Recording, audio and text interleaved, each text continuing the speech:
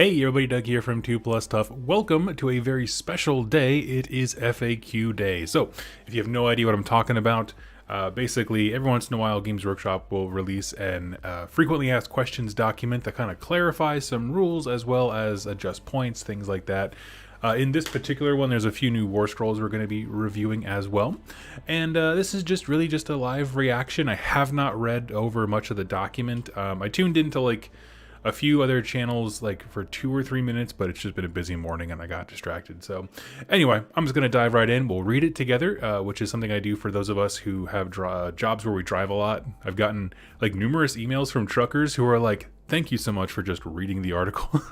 Because, not everyone can very easily or accessibly do so. So what we're going to do is go over to the shared screen, and we're just literally going to walk through the entire document, get you a sense of what's changing, that kind of stuff. Honestly, I don't think it's really that big. For some reason, just before we get in, because again, I have not read it, there was a lot of anticipation, I'm going to say emotional anticipation, regarding people who were very irate that they didn't get it when they wanted to. December 1st, I guess is what it was aiming for. So anyway, we're going to go through that, and I'm going to say a lot of people who are very impassioned are probably disappointed, but I'm happy.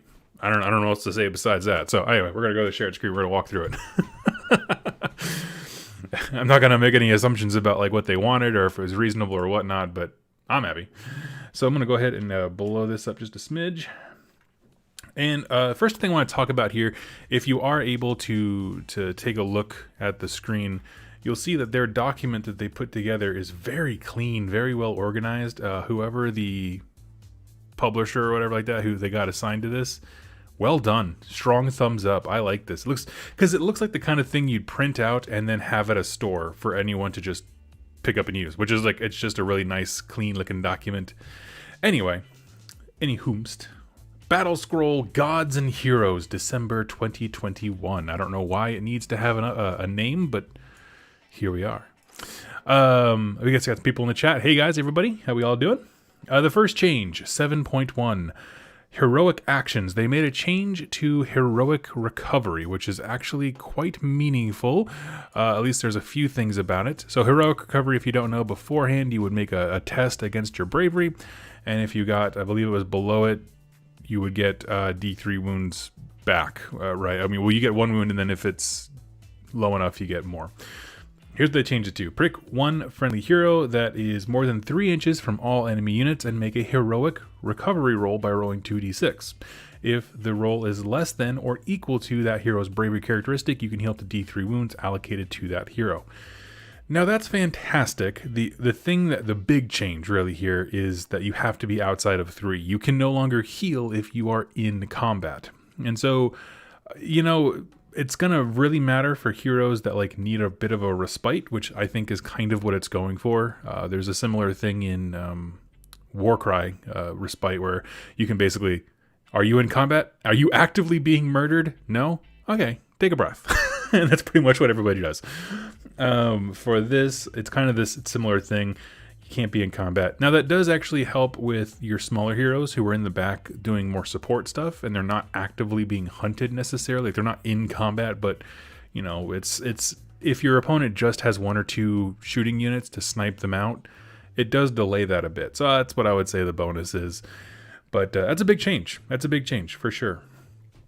Now we have a few changes here. The next one is to Unleash Hell. If you don't know, Unleash Hell is essentially your Overwatch. When you end a movement within 9, a unit who is within range and also within 9 can light them up with fire support. And so the way this usually worked is you would have a frontline unit and then a shooting unit right behind them. The opponent comes towards your wall, your shield wall unit, and the ones behind them get to fire and light them up.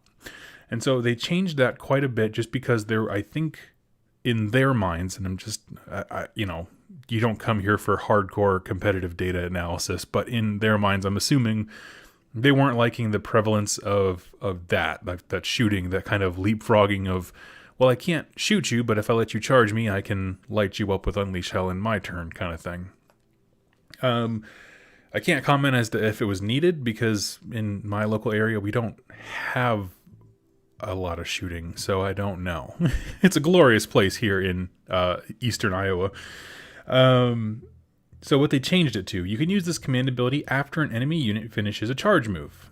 The unit that receives the command must be within 6 inches of that enemy unit and more than 3 inches from all other enemy units. Models in the unit that receive the command are within 6 inches of the target unit, so it's models specifically, can shoot in that phase. But when they do so, they must subtract 1 from their hit rolls.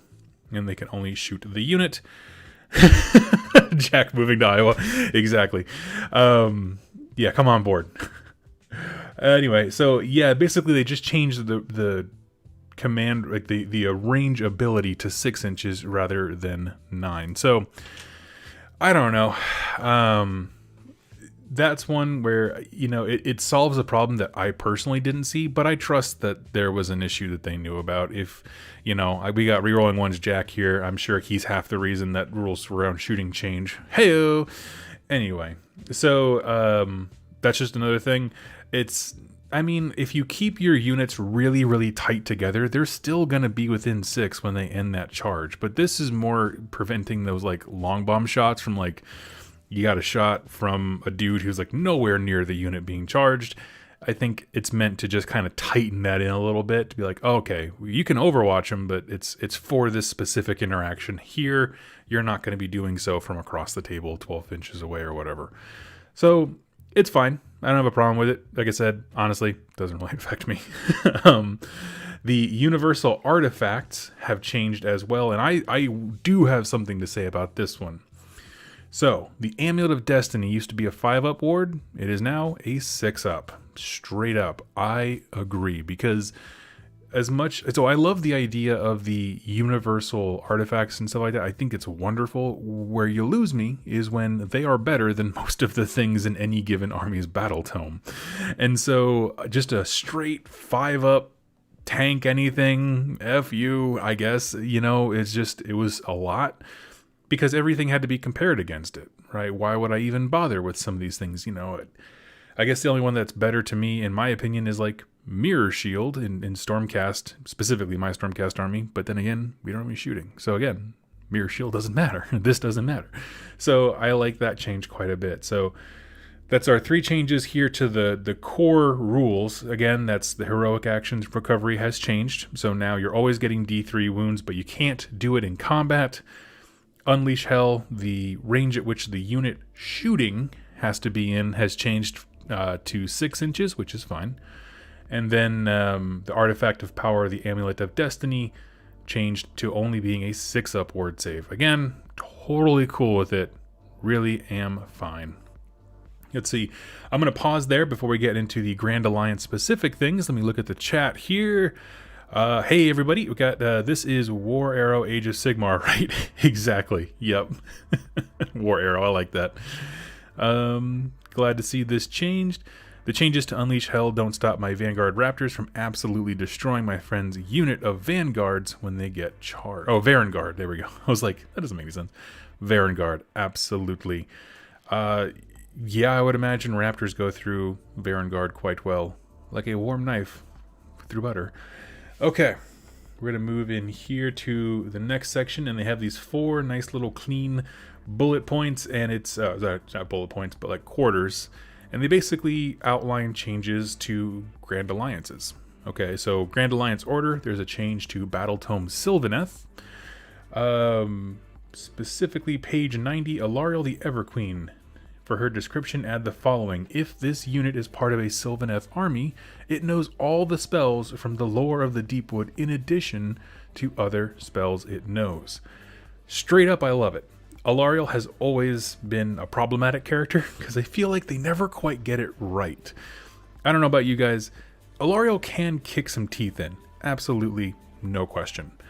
To me, it's just always been this thing where, like, thematically, she should always be sort of like a supporting character, but a supporting deity level character is not the easiest thing to make.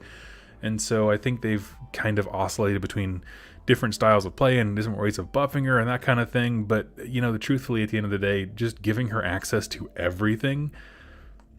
Yeah. And now, as Jack pointed out, she cannot have all of her spells in Living City. So that is interesting. Absolutely.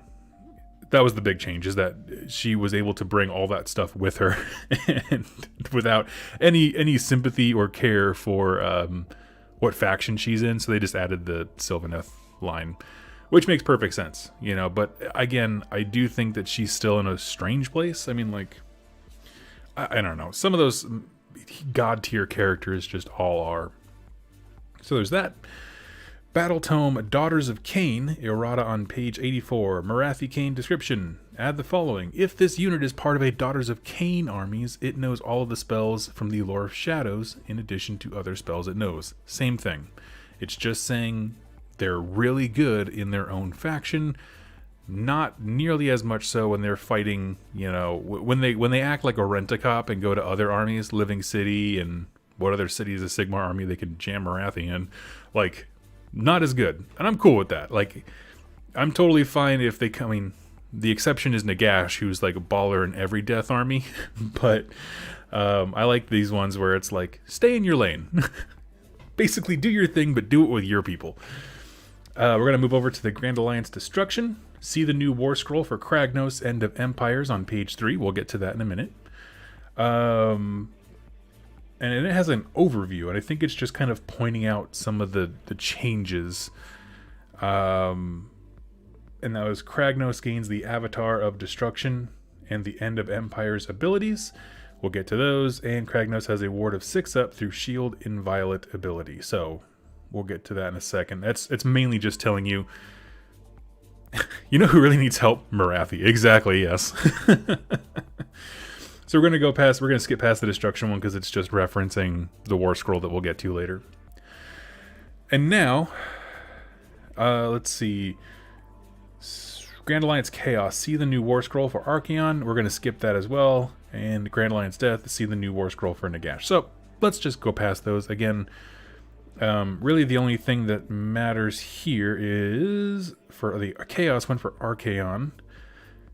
Archaon's By My Will ability affects all Chaos units instead of Slaves to Darkness units, which is nice. We'll get to that in a minute, but it just broadens his scope quite a bit, because now it's not this weird synergy game of, well, I can bring Archaon in my army without losing my allegiance, and I can bring some Slaves to Darkness units, but the Slaves to Darkness units don't benefit as coalition stuff from my allegiance abilities. But now Archaon can only buff them. It's just this weird interaction. They got rid of it. I love it.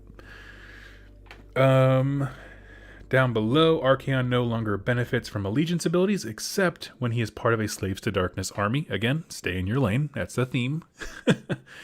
And coalition units included in a Blades of Khorne, Disciples of Tzeentch, Hedonites of Slaanesh, or Maggotkin of Nurgle army no longer benefit from allegiance abilities. And that is mainly as a way to, I think, equalize things when it comes to like the Maggotkin of Nurgle book now sets coalition units pretty clearly in how they fit into the grand scheme of things, with the Maggotkin of Nurgle rules not affecting them. And I think that was just a broad change to make sure that that same principle applies across all the Chaos specific armies. So that was, I mean, I didn't expect it, but it's pretty foreseeable as to why they would do that. So that's fine. Now, one thing here, though, with the coalition units in a Blades of Khorne, Disciples of Tzeentch, and Hedonites of Slaanesh no longer benefit from allegiance abilities. Now, I'm going to ask this to the chat because I'm not sure of the actual wording on them, but if I have a coalition unit of, say, Gore, okay, and I'm in a Blades of Khorne army, can I, when they die, I still get a Blood Tithe point, right? Because it's still a unit that was destroyed, whether or not they're a part of my allegiance, because you get Blood Tithe points for your enemy as well. My understanding is that that still applies. Someone correct me if I'm wrong. Same thing with Tzeentch when it comes to spell casting. So, you know, obviously you couldn't use any of the allegiance ability benefits on them, but they could still rack up points for you in that way. That's my understanding until someone in the chat tells me otherwise. And then Grand Alliance Death. Let's see. Yeah, we got a new Nagash War Scroll we'll go through. Overview. Nagash gains the following ability. Death Magic Incarnate. You can use this command ability if this unit's on the battlefield at the start of the combat phase. The unit receives this command ability must be a different friendly death unit. Add 1 to ward rolls for that unit until the end of the phase.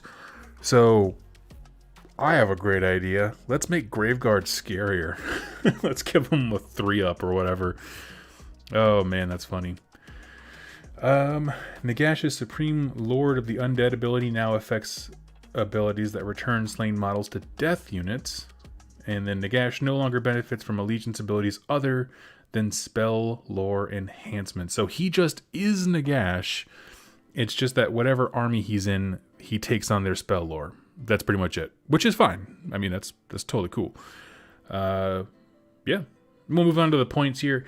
I am not somebody who like micro keeps an eye on all the miniature, the micro stuff of all the points and things like that. Let's see. Sean Williams, thank you. The wording for Blood Tithe is each time a unit is destroyed, so you would still get Blood Tithe. Okay, that's awesome. Perfect. Thank you so much, Sean. I really do appreciate that.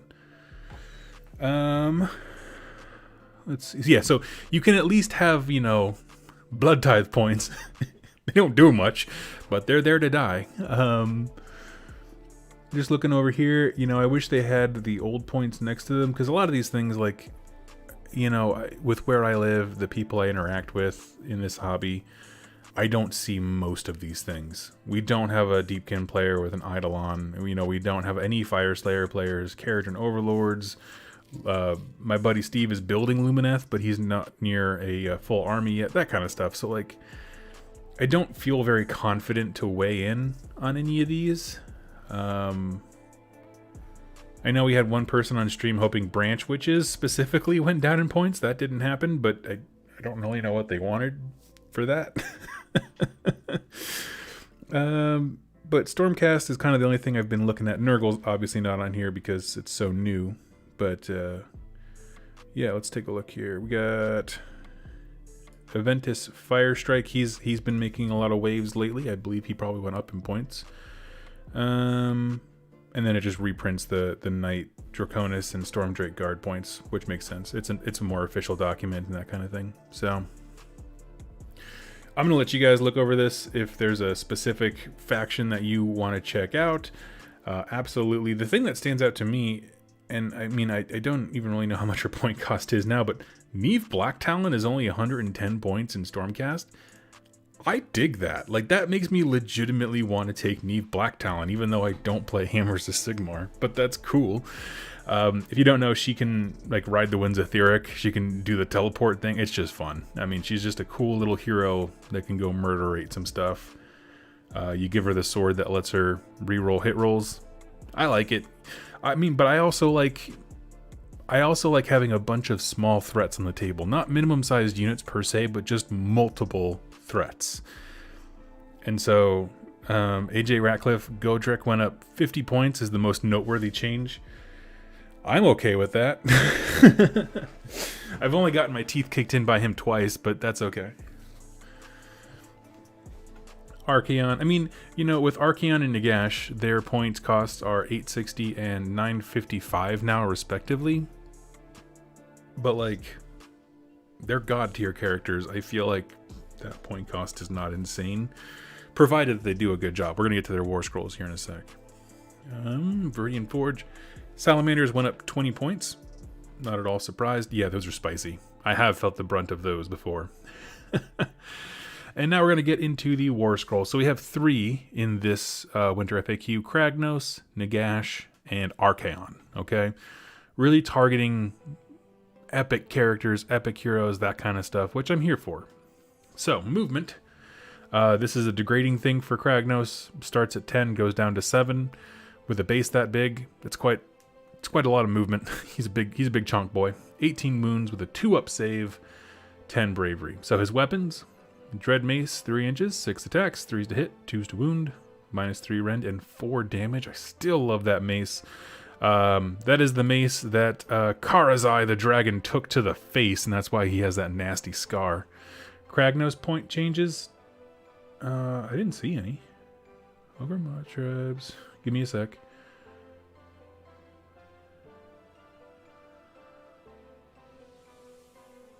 No. If they did, I don't see it. Tusk Breaker, the shield.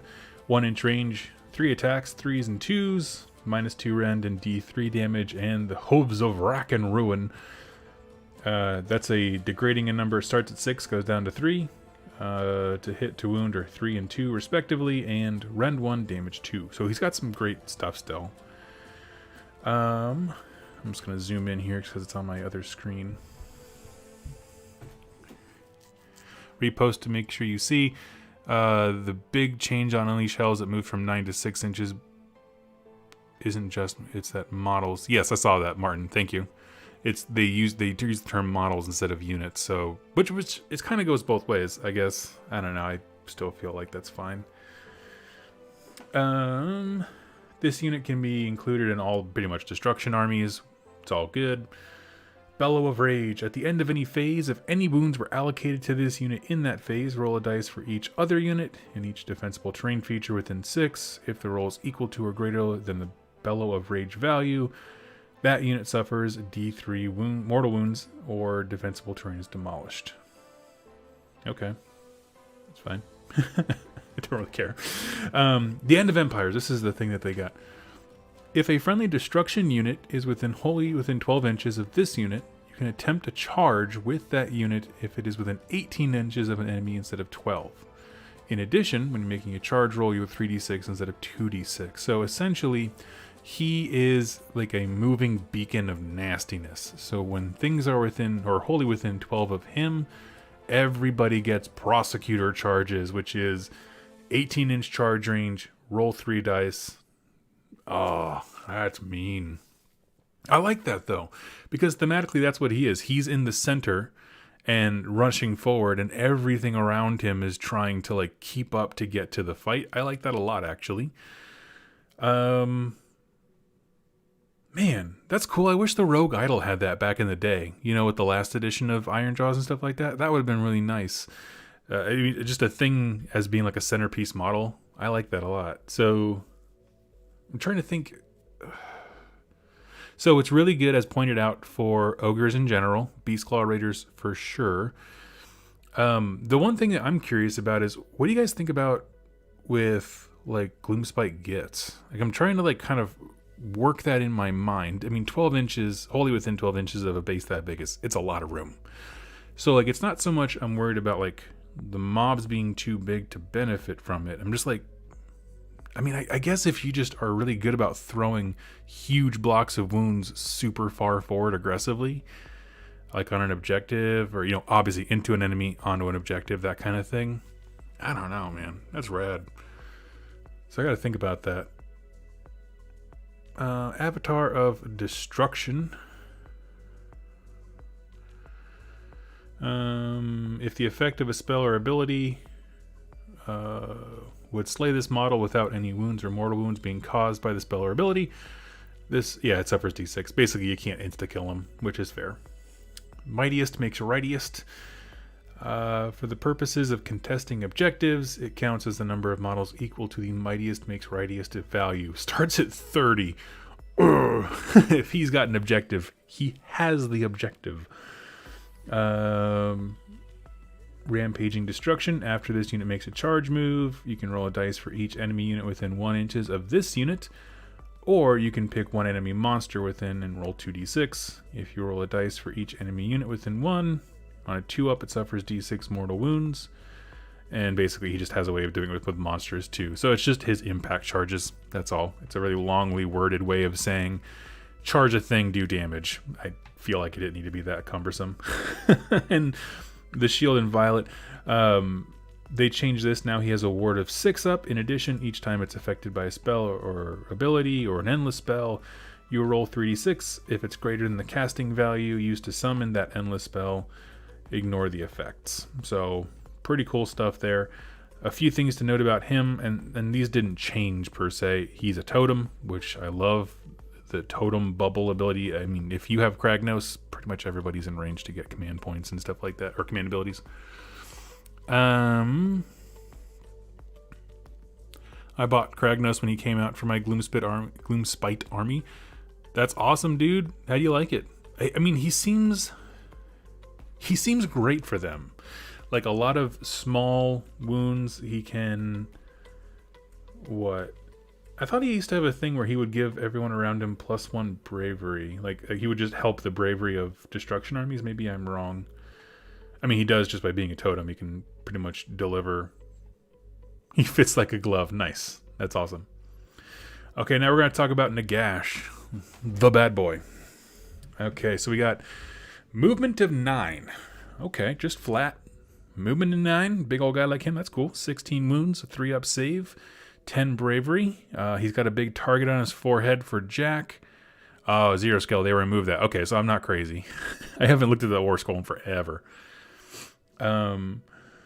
Missile weapons. Gaze of Nagash. 1 attack. 12-inch range. 3 to hit, 2 to wound. -1 rend, and d6 damage. Now, you can tell that people are going to say that this attack never lands. This is a Shu from Rerolling One's attack that's never hit in the history of Warhammer, even though he does it like every other time. That's the kind of gun this is. 1 attack. For his melee weapons, he has Alakanash, which is range 3, 4 attacks, 3 to hit, 3 to wound, -3 rend, and d6 damage. Zephet Nabtar, which is 2-inch range. It's a degrading number of attacks, starts at 6 and goes down to 2. Hits on a 3, wounds on a 4, -2 rend, and 3 damage. That is a nasty attack. But the wound roll sucks. Like, I mean, I guess if he did, Finest Hour or whatever, I don't know. That's 4 to wound is rough. Spectral Claws and Daggers, which is the little ghosties around him. 1-inch range, 6 attacks, 3s to hit, 4s to wound, no rend, 1 damage. Let's see. We're going to look at him. He's a wizard. He can attempt to cast 3 spells, unbind 3 spells. And depending on what army he's a part of, whether it's Nighthaunt, Flesh Eater Courts, Bone Reapers, Soul Blights, it knows all the spells from that faction's spell lores. It was pretty well stated in the FAQ, but it's not like he can take all of the lores from all of the Death factions into every one of their armies. So, nice. That wasn't necessarily a change, it was just a clarification. I like that. Let's see. War Master, he can be the general even if he's not the general, which is great. It means you're not wasting, precious abilities and items to have him in your list. He can fly. Let's see. Alakanash, Staff of Power. Add the Staff of Power value shown on this unit's damage table to casting, dispelling, and unbinding rolls for this unit. So if we go to the Alakanash, Staff of Power over here, starts at a +3 to cast and unbind and dispel, and it just goes all the way down to a +1. So he's always going to have a bonus no matter what. In addition, this unit can attempt to cast Arcane Bolt any number of times in the same hero phase, even if another wizard has already attempted to cast the spell in that phase. In addition to that, he can cast other extra spells with his 9 books. It starts at casting and unbinding 5 extra spells, which means his sum total is 8, to casting an extra 1 when he's all the way beaten to hell. Now he has Invocation of Nagash. At the start of the hero phase, if this unit is on the battlefield, you can summon up to 5 different friendly summonable units or friendly Ossiarch Bone Reaper units in any combination. For each of those units, you can heal up to 3 wounds that have been allocated to that unit. If no wounds have been allocated to it, you can return a number of slain models. You can pick up to 5. Okay, yeah. I mean that's the healing mechanic that Soulblight Gravelord stuff has, right? I mean you just pick 5 of these units, and they have to have summonable or friendly Ossiarch Bone Reaper. So not the most helpful with like Flesh Eater Courts, but interesting. Not opposed to it. Not opposed to it. Morik Kane. This unit has a ward of 4 up for damage inflicted by mortal wounds. In addition, if the unmodified ward roll for this unit is 6, the attacking unit suffers 1 mortal wound. And Supreme Lord of the Undead. If this unit's on the battlefield when you use an ability that returns slain models to a friendly death unit, You can either re-roll the dice that determines the number of slain models returned to that unit, or add 1 to the number of slain models. So he just amplifies the healing, which, you know, for 955 points, you're going to want to do. It turns out it's a good thing. So that's interesting. I like that. I mean, I feel like that amplifies what the faction already wanted to do, and that makes me happy. I like that stuff. You got a thing, it's healing, resurrecting dead stuff. Lean into it. Death Magic Incarnate. You can use this command ability if this unit's on the battlefield at the start of the combat phase. You add 1 to the ward rolls for that unit until the end of the phase. We chatted about this earlier. Can't wait to see my buddy Jeremy do this on some Graveguard action. I already can't kill those guys. And then, of course, he's playing Soulblight Gravelord, so he'll just bring him back at half strength. Ugh. Okay. And then we have Hand of Dust, which is the spell that we all know and love, and Soul Stealer. Those, to my understanding, did not change very much, if at all. Let me just read them over real quick. Hand of Dust is functionally the same. Suffers D3 mortal wounds. They don't seem very different. If there's a big difference in the spells, you let me know. But I like this. I like this Nagash spell. I mean, you know, he's not a unit I've ever used, for sure. I guess when I look at him and I look at this War Scroll, like he's not going to be necessarily in combat thrashing. He wants to be in the back. He's amplifying what the rest of your armies already do, whether they're Bone Reapers or Soulblight. Nighthaunt, yes, and I think Flesh Eater Courts have the least amount of interesting interaction with him, just simply because they don't have summoning in the same way. So I think for most death factions, he's a great tool, you know, in terms of what you might want to have in your army. Can't say much more than that. You know, it's one of those things, it depends on how you like to play. For me, I like having everything just rush forward. I'm very much a run forward and punch thing in the face kind of guy. Although Jack doesn't believe me from rerolling ones, because I didn't care for the last Ironjawz book, but I like this one. Anyway, so having these units that are really great at like magnifying what everybody else is already doing, they're not necessarily a thing that I would take, but I see an immense amount of value in it. So, yeah. Rest in peace, the access to all spell lores no matter what. I'm okay with that. That can die. And the last one we have here is Archaon the Everchosen. So his movement does degrade. So he starts at 14, which is, for a base that size, quite speedy in my opinion. Which is good because he needs it to, if he wants to like cross anything, he needs at least 12 inches to move. Wounds 20, 3-up save. He's got a 10 bravery. I dig it. His weapons, he has a bunch. Slayer of Kings, 4 attacks, 2s to hit, 3s to wound, -2 rend, 3 damage. It is truly the Slayer of Kings again. Monstrous Claws, 1 inch range, 2 attacks, 2s to wound, 2s to hit, 3s to wound, -2 rend and d6 damage.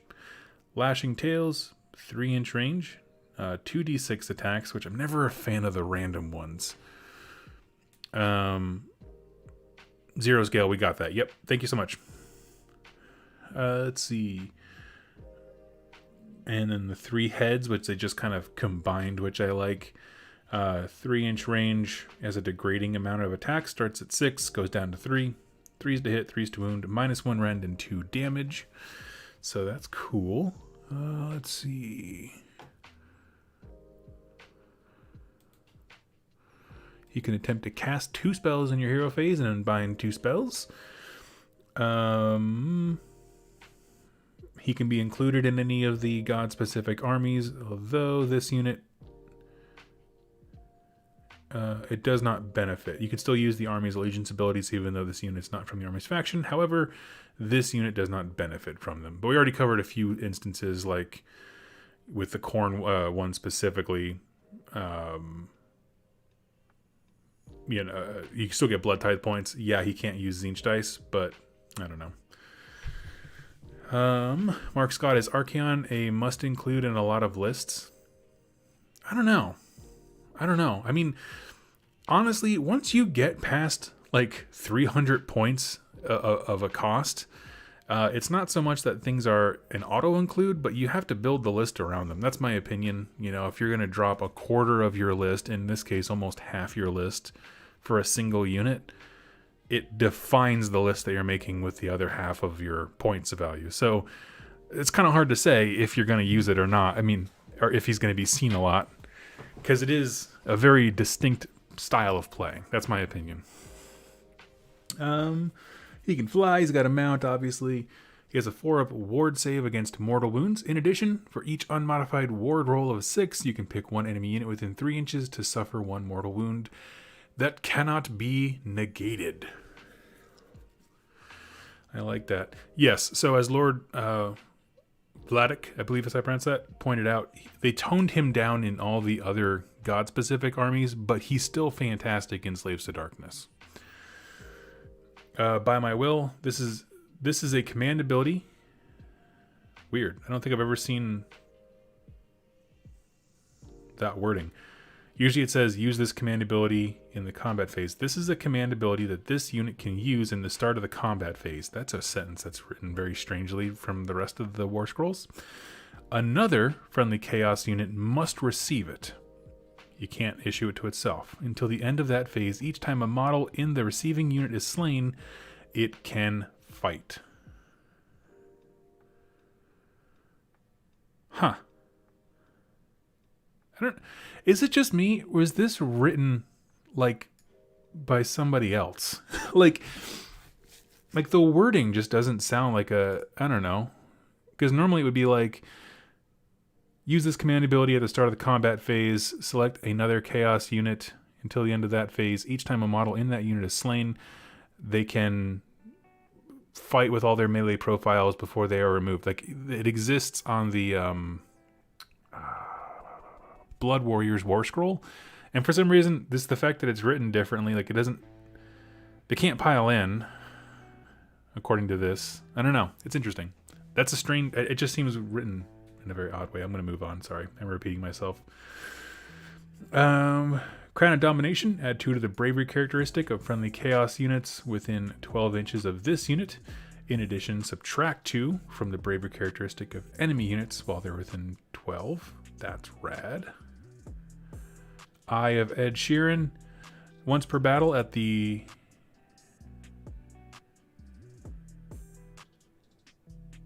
By my will. Isn't that what it's... Let me go 1 second here.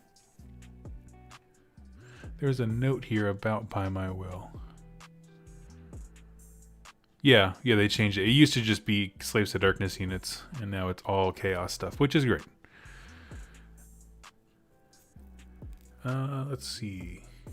See, but that's the thing. Now I'm looking at him in terms of having him being in a Maggotkin of Nurgle army, and he's still great, because it's still delivering more... if you put it on, like, Blight Kings or something like that, they're still delivering more contagion points, or not contagion points, the disease points. That's awesome. So he doesn't even need to be a part of, like... he doesn't need to be a part of their allegiance ability to be able to, like, magnify their allegiance ability. That's freaking cool. I dig that. Okay. Eye of Ed Sheeran. Once per battle at the start of your hero phase, you can say that Archaon will use the Eye of Sheeran. If you do so, subtract 1 from hit rolls for attacks that target him until your next hero phase. Pretty straightforward. Anytime it's affected by a spell or an endless spell on a 4-up, he does not give a crap. Each time this unit fights, if the unmodified wound roll for 2 or more attacks that target the unit, that target the same enemy hero with the Slayer of Kings is 6, the hero is just straight up dead. Which I like that. That is a Slayer of Kings ability. I like it. 3-headed Titan. At the start of your hero phase, you can say that Dragar will draw upon his demonic might. If you do so, choose one of the following effects. So you have the Filth Spewer, and we have his Nurgle Head. Pick one enemy unit within 12. Roll a dice on a 3-up. It suffers D3 mortal wounds. That's fine. The second one is Skull Gorger. You can heal D3 mortal wounds. And Spell Eater. Pick one endless spell within 18 inches, and it is dispelled. Interesting. Okay. You know, it kind of makes him a Swiss Army knife. You know, the fact that you can do the Nurgle one, and then you're still getting monstrous rampage stuff. I like that. Warlord without equal. If it's on the battlefield at the start of the hero phase, you receive an extra command point straight up.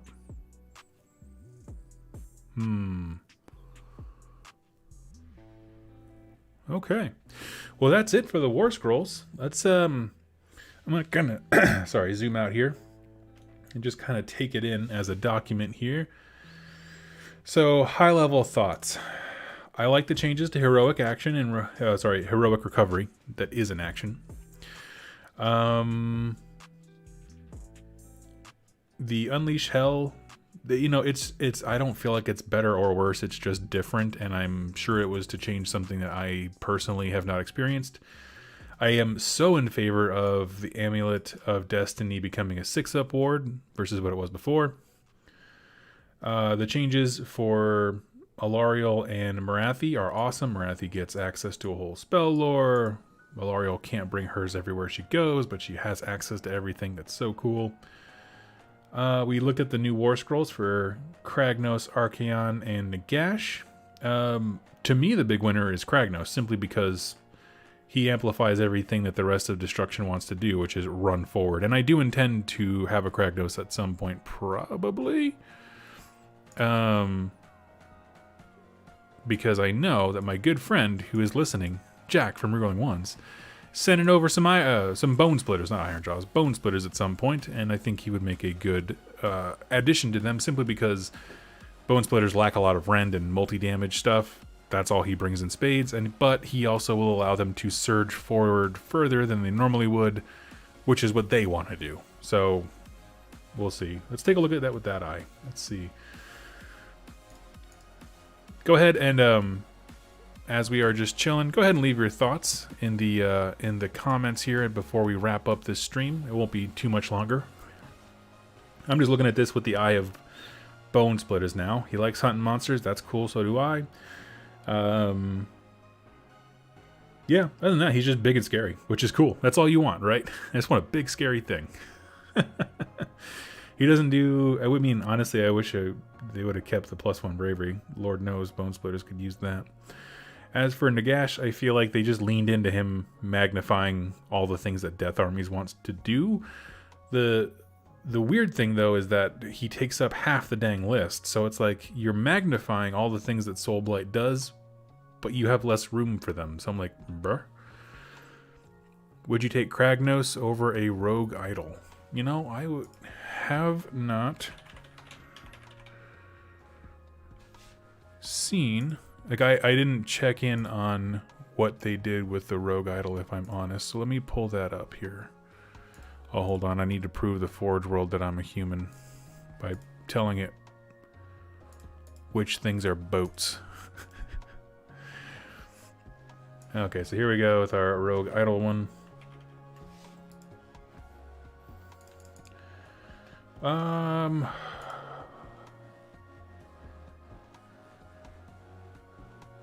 Add one to casting rolls. That's super good because Bone Splitters, their biggest asset are their spellcasters, in my opinion. You can reroll hit rolls of 1 for attacks made by this model. No, I don't know if I would, because they also... Yeah, he does +1 to casting and +1 to bravery. Ah, man, that's not a lot of buff. I don't know. I mean... I think that Kragnos brings more of what the faction needs, maybe?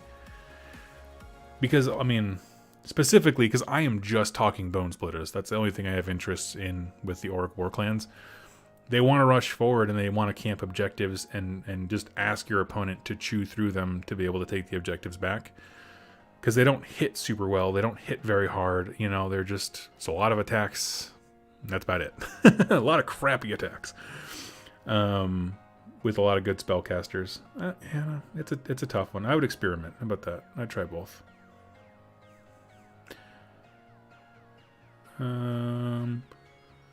That's okay, since they keep Bren too. Was worried they were going to go up something dumb like 60 to 80 points.